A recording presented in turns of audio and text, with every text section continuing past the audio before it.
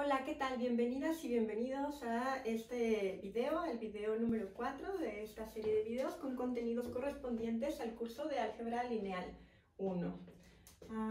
Vamos a retomar una cosa que vimos en la sesión pasada, que expuse en el video pasado, que tiene que ver con, bueno, primero, como ya dije, esto se trata, o sea, lo que realmente nos importa, a nosotros nos interesa estudiar es una cosa más abstracta, es un nivel más abstracto de estas propiedades algebraicas, vectoriales, lineales, como les queramos decir, dependiendo de qué es de lo que estamos hablando.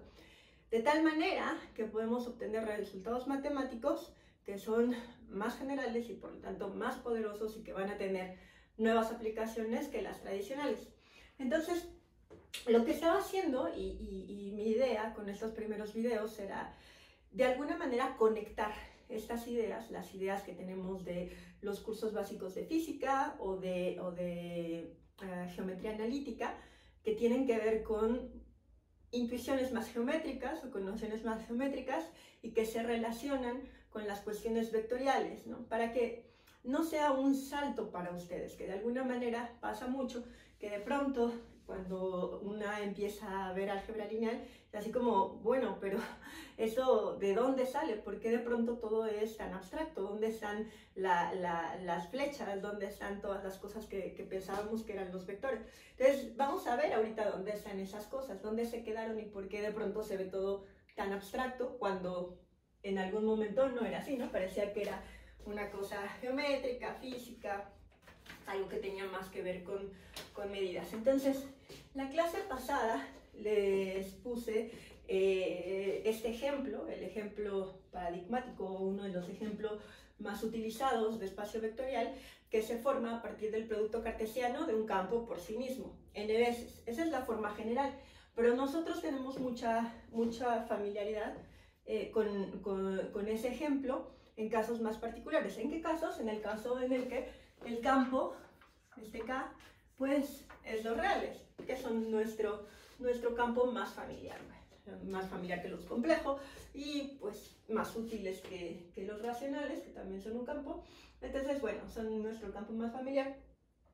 Y desde luego, además de eso, como nosotros habíamos visto, dado un campo, en este caso R, podemos multiplicar cartesianamente al campo por el mismo n veces y eso nos va a dar, con eso podemos formar una estructura donde nos tomamos al producto cartesiano, al conjunto como tal, y después definimos a la suma y al producto como al producto de un elemento del campo por los vectores, como lo hicimos la vez pasada, ¿no? Esto que decíamos entrada por entrada. Lo hicimos para campos generales, pero de hecho es muy claro que se vale también para los números reales. De hecho es todavía más claro, ¿no? ¿Por qué? Porque sabemos que la suma de dos reales es un número real, porque sabemos que la suma de reales es conmutativa, sabemos que en los números reales, para todo número distinto de cero, hay un inverso multiplicativo, etc. Entonces, si de por sí para el campo ya es más o menos claro, ¿por qué? Pues por el solo hecho de que es un campo, si ese campo son los reales, nos es todavía más familiar. Y más aún, podemos bajar este nivel de abstracción a un número concreto, ¿no? Y de hecho a un número que nos es súper familiar o que nos es súper útil o súper fácil de asimilar porque podemos tener representaciones gráficas de estas cosas. Y entonces podemos hablar del espacio vectorial R2, que tiene como conjunto al producto cartesiano de R cruz R, a la suma y a la multiplicación, pues estas por entrada por entrada, o podemos aterrizarlo en 3. Y entonces, desde luego, nosotros somos muy familiares con estas cosas. ¿Por qué somos tan familiares con estas cosas?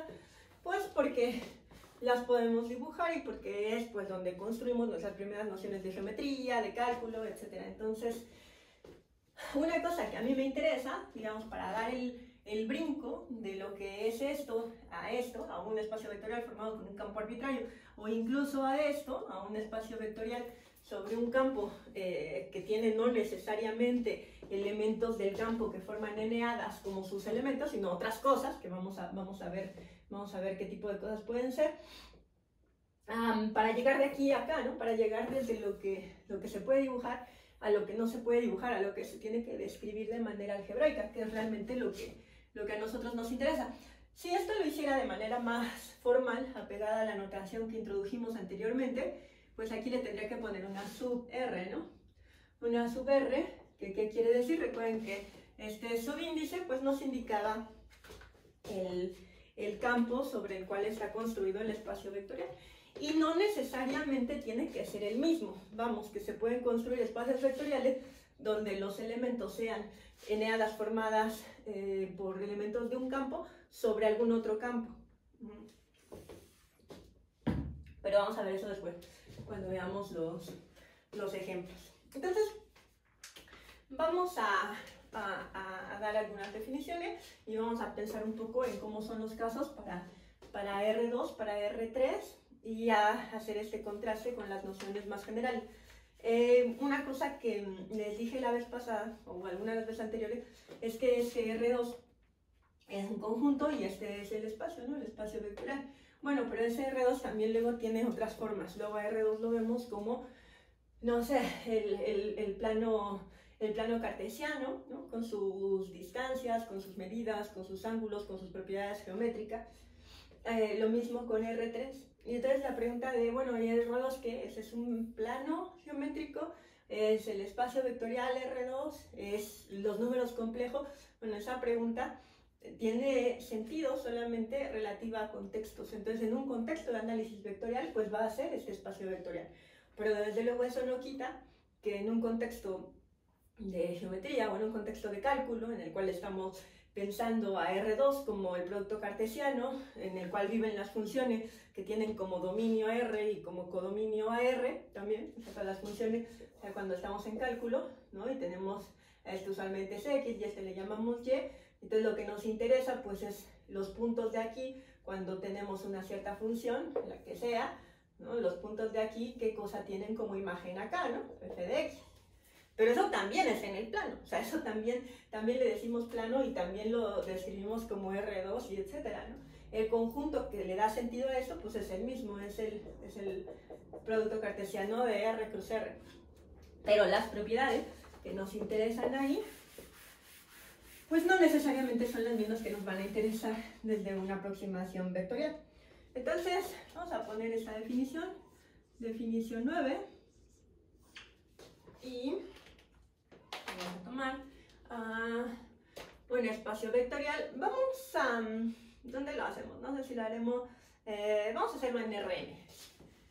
Pero, de nuevo, la idea es que nos vamos a ir despojando poco a poco. Primero nos vamos a despojar del plano, después nos vamos a despojar del espacio, después nos vamos a despojar de los reales, después nos vamos a despojar de tener espacios vectoriales cuyos elementos sean solamente eneadas orientadas en un campo, y vamos a llegar acá, ¿no? Ese es nuestro objetivo. Entonces, vamos a tomarnos dos, sean V y U, elementos de Rn. No, voy a poner para Rn, no sé si ponerlo para Kn. Bueno, lo voy a poner para Rn. Sean V y U, elementos de Rn. Definimos el vector anclado. Recuerden, ahorita lo que voy a enunciar algunas cosas que muchas y muchos de ustedes ya saben, muchas cosas que seguramente habrán visto en otras materias, que tienen que ver con geometría y con cálculo, sobre todo, principalmente, o que quizá vieron en sus clases de lineal en álgebra superior 1 o en algún otro curso de lineal. Vamos a ver esto porque yo lo que quiero que quede muy claro es que cuando hablamos de los vectores, por ejemplo, como cosas que tienen dirección, magnitud y sentido, y hablamos de los vectores como elementos de un espacio vectorial, tal que es un grupo abeliano con dos operaciones que tiene las propiedades de distributividad que enunciamos, etcétera, etcétera, etcétera, estamos hablando de la misma cosa. Estamos hablando de la misma cosa, pero entonces, claro, está la pregunta de qué pasó, ¿no? Con la dirección, la magnitud y el sentido, y eso es lo que vamos a ver ahora. Entonces, definimos el vector anclado y le vamos a llamar a UV, ¿no? Y lo vamos a denotar así. Definimos el vector anclado como... Y aquí, esto es importante, ¿no? ¿Qué noción uso? puedo usar la noción de recta o puedo usar alguna otra noción. Entonces, vamos a escribirlo como, o sea, defines el vector anclado como es que la verdad no quisiera ponerle recta la distancia, tampoco le quiero poner distancia porque de nuevo eso presupone otro tipo de nociones, presupone una métrica como el resultado de considerar U como punto inicial y V como punto final de ese vector anclado. Y de nuevo, ¿no? O sea, puntos, pero bueno, punto. Los puntos solamente tienen sentido cuando hablamos de términos geométricos, ¿no? Nosotros hemos hablado de vectores, pero esto es para referirnos a esta noción de alguna manera. Como les decía, si nosotros pensamos que los vectores son eneadas, por ejemplo, pues las eneadas corresponden a puntos en Rn, ¿no? O en Kn, dependiendo de lo que estoy haciendo. Y los puntos, por definición, no tienen magnitud, no tienen tamaño. Entonces entra esta cuestión de por qué en física se entiende un vector como algo que tiene dirección, magnitud y sentido. Entonces, eso es un vector anclado. Si se dan cuenta, no he evitado, tanto como he podido, utilizar recursos de geometría o recursos que requieran algún elemento gráfico, pero al final de cuentas pues lo he puesto en términos de puntos. Entonces vamos a entender esta noción de vector anclado, si realmente es como tal un vector o no, ¿no? O en qué sentido es un vector distinto al vector U y al vector V, porque de nuevo, o sea, aquí estoy partiendo que V y U, claro, son puntos en Rn, pero lo importante es que son vectores en Rn, al cual a uno le llamo el vector inicial y al otro le llamo el vector final. ¿Saben qué? Así no utilizo puntos, mejor le vamos a poner así.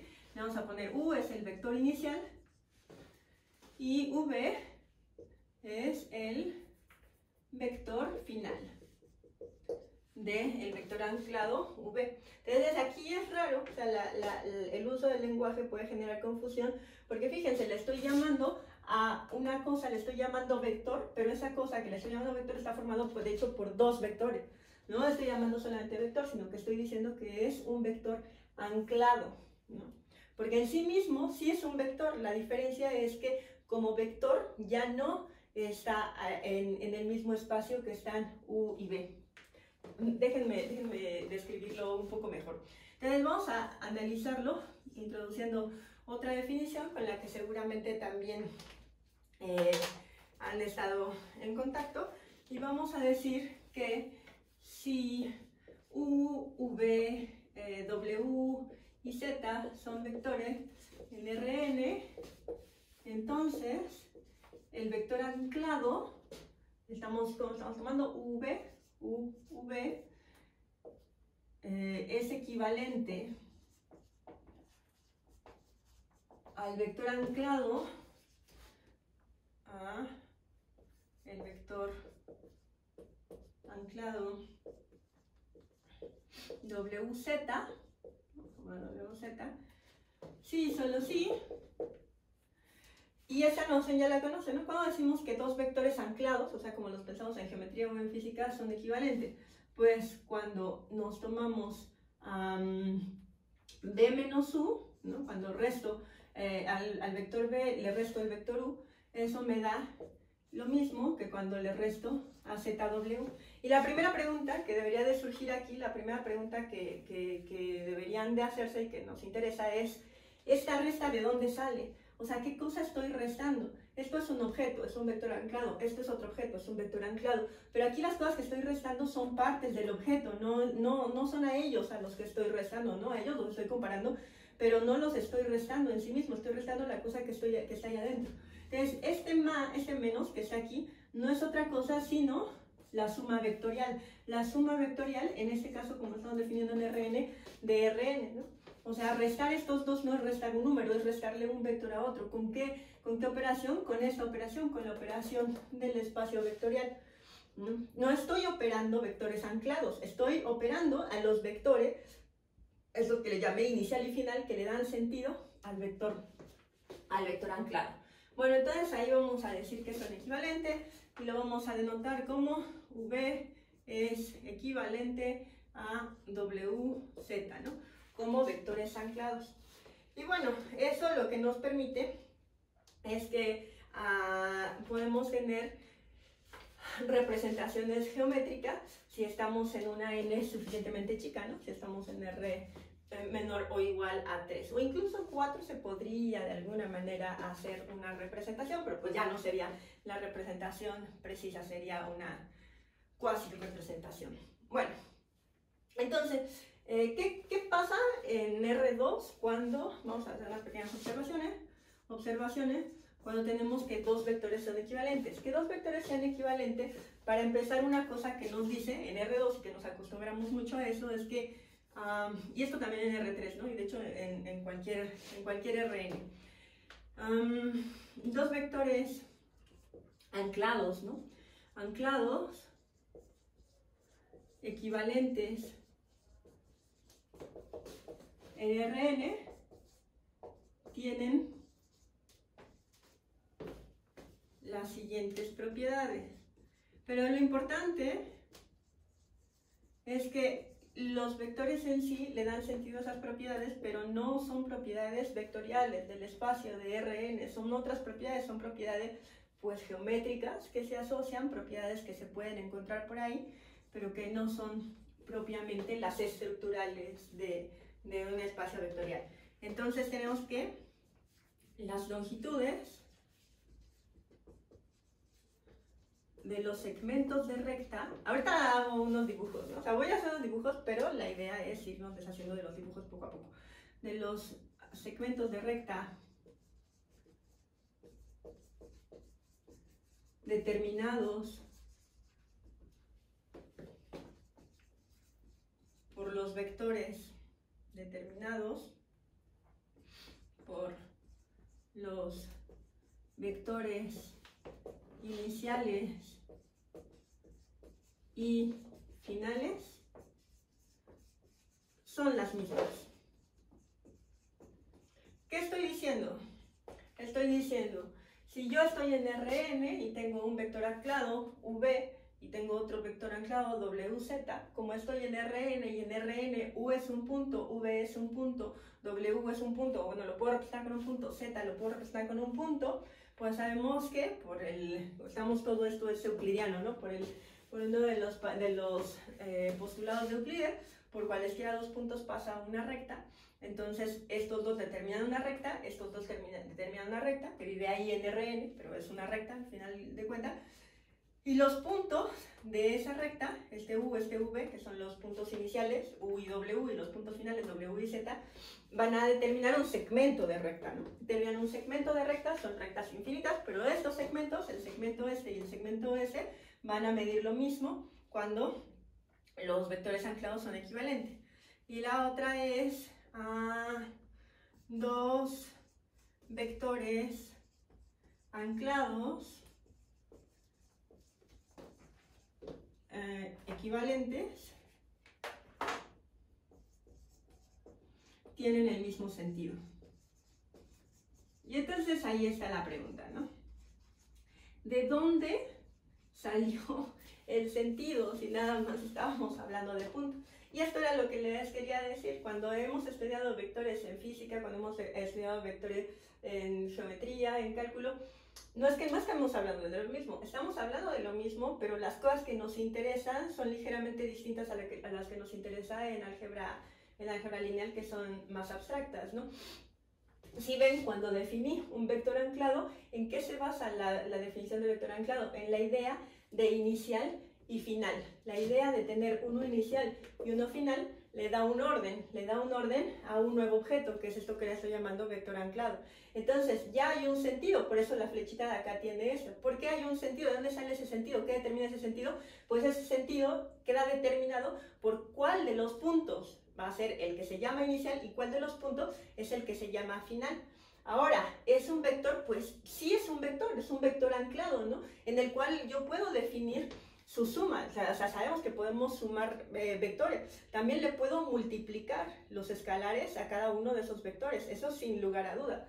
Pero esos no son los puntos, los vectores de Rn que a mí me interesan, tomando a Rn como el espacio vectorial que he descrito con las operaciones que he descrito anteriormente, etcétera, etcétera, etcétera, son los puntos, esos a los que estoy llamando inicial y final. Esos son los vectores de Rn desde esta perspectiva algebraica, que es la que a mí me interesa. Ahora, con esos recursos puedo construir una nueva noción que tiene elementos geométricos que me va a servir para contextos particulares y que al final de cuentas pues también tiene las propiedades importantes de un espacio vectorial, que estas cosas se pueden sumar sin lugar a dudas, o sea, dos rectas se pueden sumar y una recta y un número se pueden sumar. Ahora, fíjense que estrictamente hablando no es la misma multiplicación ni la misma suma que de R2. ¿Por qué? Porque cuando sumo cosas en R2, lo que sumo son puntos. Sumo puntos y lo que obtengo son puntos. Cuando hablo de vectores anclados, lo que sumo son rectas y lo que obtengo es una recta. Entonces, ¿hay una correspondencia entre esos puntos y esa recta? Sí, sí la hay, pero no es la misma cosa. Los vectores en abstracto, pues realmente no son ni puntos ni son rectas. ¿Qué son? Pues son elementos del espacio vectorial del cual estoy hablando. Entonces, por ejemplo, cuando estoy en R2, vamos a poner el caso para R2, ¿no?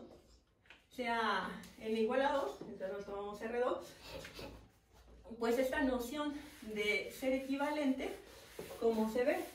No, yo sé que mucho de esto ya lo han visto, pero la razón por la cual lo quiero retomar es para que vean, ¿no?, cómo se da el salto hacia la parte más abstracta y cómo tiene sentido. Entonces, si en R2 yo tengo un vector U, ¿no?, por acá, que como son los vectores de R2, pues son cosas de la forma, digamos, X1, Y1, y tengo por acá otro vector V, que también va a ser pues de esa misma forma, X2, Y2, ¿no?, de la misma forma. Entonces yo digo, ¿por qué lo digo? ¿Cómo lo digo? Pues introduciendo lo que sea que a mí me interese modelar, ¿no? Si estoy hablando de velocidad o si estoy hablando de poblaciones, o sea, dependiendo de qué es aquello que estoy tratando de modelar, pues voy a determinar cuál de estos dos puntos, que en principio son indistinguibles y son arbitrarios, cuál va a ser el inicial y cuál va a ser el final. Entonces en este caso yo puedo decir, pues U va a ser el punto inicial y V va a ser el punto final. ¿Y quién es el vector anclado? Pues el vector anclado es la cosa que está determinada por esos dos puntos, que si la represento geométricamente, gráficamente, me va a dar una recta, porque por el quinto, en geometría, además euclidiana tradicional, ¿no?, ni siquiera en cualquier geometría, si me comprometo con la geometría euclidiana y lo dibujo, y etcétera, etcétera, pues me va a dar una recta. Pero con esa recta me basta, porque al final de cuentas, cuando estoy aplicando el álgebra, lo que me interesa es algo concreto, ¿no? Necesito estas representaciones. Entonces, si yo tengo ese punto, pues por ahí tiene que haber puntos equivalentes, ¿no? Va a haber una infinidad de puntos que son equivalentes, y en particular hay uno que me interesa, ¿no? Ahorita vemos cuál es. De hecho me faltó aquí escribirlo, pero una observación más, ¿no?, que es que todos, y por eso los vectores o los puntos luego se toman como estas rectas que salen del origen, porque para cualesquiera par de puntos que yo me tome en R2 o en R3 o en Rn, y esa recta, existe un vector, y de hecho ese sí va a ser único, un vector anclado en el origen que va a ser equivalente a este de acá, ¿no? Entonces déjenme ponerlo, todo que tiene el mismo sentido, y para todo vector anclado, le voy a poner UV, existe un vector equivalente, anclado, ¿no? Aquí, anclado, equivalente con vector inicial en el origen. De nuevo, usar el origen es de nuevo presuponer la representación geométrica, la representación gráfica.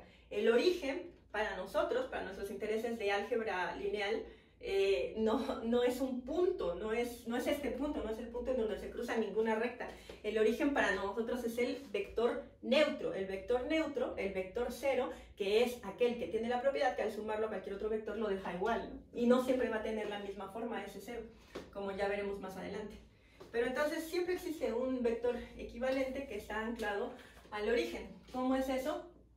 Pues tiene que ser el vector claramente por las equivalencias. Si dijimos que V es equivalente a WZ, si solo si B menos U es igual a Z menos W, pues entonces en particular V va a ser equivalente al anclado que tiene como punto inicial el origen, que le vamos a poner O, y como punto final B menos U, ¿no? ¿Por qué? Porque B menos U también es un punto, un vector en el sentido que a nosotros nos interesa, no un vector anclado, un vector punto, un elemento del espacio en el que estamos trabajando. Y este punto, junto con el origen, pues son dos puntos, y esos dos puntos determinan una recta, y esa recta, como vista como vector anclado, es equivalente a esta claramente, porque pues cumple las condiciones, ¿no? Esto es B menos U, es obviamente igual a B menos U menos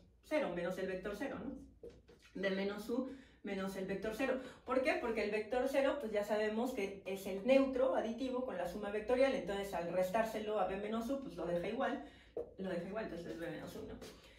Entonces, ¿quién sería el equivalente a este? Pues sería un punto, fíjense, ¿no? Si esto de acá es x2, esto de acá es x1, pues el resultado de a x2 quitarle x1, ¿no?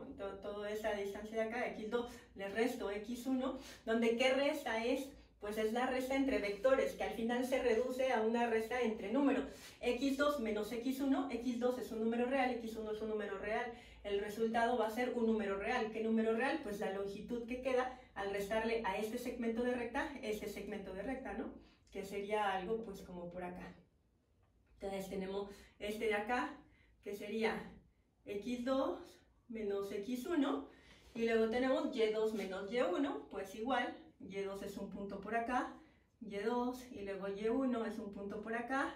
Entonces el resultado de restarle a y2 este y1, pues nos va a quedar algo más chiquito, ¿no? Como por acá, y2 menos y1.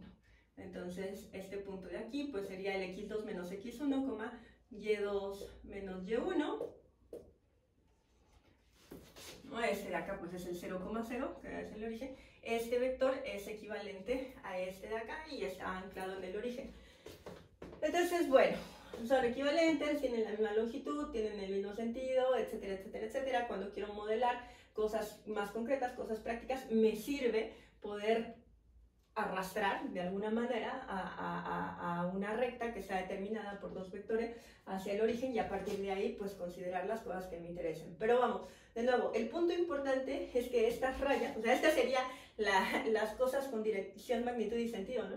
Entonces estos vectores anclados tienen dirección, ¿no?, determinada por quién es el inicial y quién es el final, tienen magnitud determinada por la longitud que queda cuando resto el vector final al vector inicial, y tienen sentido, ¿no?, que es la dirección hacia la cual apunta, de acuerdo al vector inicial y al vector final. Ahora, entonces, ¿la dirección, la magnitud y el sentido son propiedades de los espacios vectoriales? No necesariamente. No necesariamente. Lo que sí hemos visto es que se les puede dar un significado geométrico, tienen un significado algebraico al cual se le puede asociar un significado geométrico, que además para cosas de dimensión 2 y también de dimensión 3 pues se puede dibujar, se puede representar gráficamente y nos ayuda a explicar una cierta situación, ¿no? Pueden pasar otras cosas en estas representaciones, desde luego, pero el significado, de nuevo, no es un significado puramente algebraico, sino un significado que involucra otras propiedades, con propiedades geométricas. Entonces, si por ejemplo yo me tomo el vector inicial U aquí y el vector final B acá, pues eso también va a tener, ¿no? Una equivalencia, de nuevo, ¿cómo sé a quién le resto a quién? Pues depende de a quién fije como vector inicial y vector final. De nuevo, este sí es un vector, este sí es un vector, solamente que no es el vector que cuando hago la descripción algebraica a mí me interesa. Entonces, requiere que fije, que haga ciertas convenciones como estas, ¿no? ¿Quién es el inicial, quién es el final? Entonces vamos a poner que ahora el inicial va a estar acá arriba, va a estar más a la derecha del final. El final va a ser este de acá, x2, y2. Entonces, pues ese evidentemente que también tiene un vector anclado al origen, ¿no? Que además me permite pues cambiarlo, ya no me van a quedar las cosas con el mismo signo. ¿Cómo sería esto de acá? Pues para encontrar su vector equivalente anclado en el origen, hay que hacer lo mismo, restar x2, que aquí ¿quién es x2? Aquí tenemos una situación diferente a esta de acá, ¿no? Aquí tenemos una situación ligeramente distinta a esta de acá, pero eso no importa, esas son particularidades de esta representación en concreto. Son particularidades de los reales y de los reales además representados geométricamente en R2. Entonces esta sería x2, acá tenemos u, esta sería x1, y entonces si yo a x2 le resto x1, por esta condición, por esta razón de que en este caso el punto inicial está más a la derecha que el punto final, pues lo que me va a dar va a ser algo negativo, ¿no? Porque esta distancia, esta longitud es menor que esta longitud de acá. Entonces, al restarle esta de acá, pues me va a dar, si a esto le resto esto de acá, me va a dar pues algo por aquí, ¿no? Que sería x2 menos x1. Si ayer, y mismo caso tenemos para la segunda coordenada. La segunda coordenada es igual, ¿no? Le tengo que restar al final el inicial, o sea, a y2, que es este de acá, le tengo que restar y1, que estará por acá. Como este es menor que este, me va a dar algo negativo, lo voy a mandar hacia acá abajo. Entonces, y2 menos y1, pues va a ser una cosa por acá más o menos, y2 menos y1. Y entonces, este punto de acá, ¿no? El x2 menos x1, y2 menos y1, este de acá, que sería el v menos u, va a ser, junto con el origen, el 0,0, va a ser el vector equivalente, ¿no? Este claramente es equivalente a este y está anclado al origen. Lo mismo, tiene el mismo sentido, tiene la misma longitud, pero está anclado al origen. Y ahora, a diferencia de este, pues le cambió los signos. ¿Por qué le cambian los signos? Porque al final de cuentas las operaciones que importan son las de aquí adentro, las de los signos reales, las de los números reales. Entonces, a un número real, si a uno, sabemos que entre las propiedades de los reales está que si a un número real le resto un número o le sumo el inverso aditivo de un número más grande que él, me va a dar un número negativo, ¿no? Entonces, por eso las coordenadas ya se vuelven negativas en ambos casos. Pero bueno, entonces estos vectores anclados tienen sus propiedades, sí importan, sí son vectoriales, como sabemos se pueden sumar, se les puede multiplicar, ¿no? A la recta le puedo multiplicar un escalar, todo eso está muy bien, pero cuando me refiero al espacio vectorial R2, no estoy pensando en estas cosas, estoy pensando pues en cosas de la forma x, y, en todo el conjunto de estas cosas, tal que x y y son números reales, ya, o sea, que son puntos, pues, pero no me importa si son puntos o rayas o vacas o lo que sea, no me importa que son parejas ordenadas en las cuales pues la suma se define, como ya saben, entrada por entrada y la multiplicación también. Ya si después agregando otros elementos puedo construir este tipo de cosas, pues está muy bien, pero siempre hay que quedarnos con la idea de que nuestro espacio vectorial, el que nos interesa por sus propiedades, es este. Vamos a seguir con eso, o sea, vamos a ver otro caso de propiedades de estas geométricas con las que tienen mucha familiaridad. Les voy a dar un par de definiciones más en ese sentido y luego vamos a transformar las definiciones a definiciones puramente algebraicas, a definiciones que ya no dependan y ya no apelen a cuestiones geométricas o pues así, ¿no? Gráficas o de cualquier otra naturaleza que no sea puramente algebraica. Ahorita regreso con la segunda parte.